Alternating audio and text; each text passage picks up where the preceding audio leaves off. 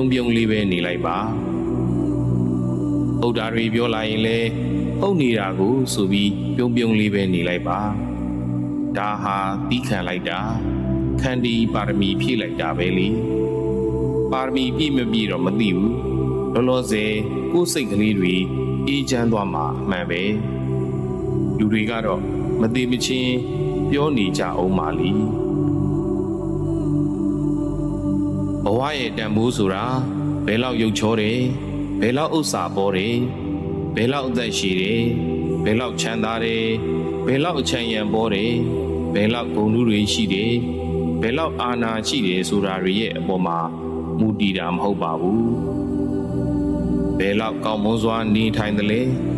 ဘယ်လောက်စိတ်ကောင်းစိတ်သက်ရှိတယ်လဲဘယ်လောက်လောကကိုကောင်းကျိုးပြုတယ်လဲဆိုတာတွေရဲ့အပေါ်မှာပဲမူတည်ပါတယ်ရလာတဲ့ခဏတာဘဝတန်ဖိုးရှိအောင်နေထိုင်သွားဖို့လိုတာပေါ့နော်အရေးဆိုတာအေးချမ်းမှုကိုပေးတယ်တဘာဝသစ်ပင်ရိတ်တောင်သူ့အောက်ကိုဝင်ရောက်ခိုလုံလိုက်တာနဲ့အေးချမ်းမှုကိုပေးတယ်အပွင့်အသီးတွေမဝေးအပွင့်အသီးတွေနဲ့အကျိုးမပြုနိုင်ခဲ့ရင်တော့သူ့ရဲ့အရေးနဲ့အေးမြစေတယ်ဆရာဆိုတာအသည့်တွေအတတ်ပညာတွေအဆုံးအမတွေနေစရာထိုင်စရာဝတ်စရာစားစရာအဖျားဖျားအပြည့်အဝပေးတဲ့အပြင်သူ့ရဲ့ကြီးမားတဲ့မေတ္တာရိပ်ကရုဏာရိပ်ကြီးနဲ့ဖြန့်မိုးပေးထားတာလीနောက်ဆုံးဘာမှမပေးနိုင်တဲ့အခြေအနေရောက်တဲ့အထိအောင်ဆရာရှိနေသေးတယ်ဆိုတဲ့အသည့်လေးနဲ့အေးချမ်းရတယ်လी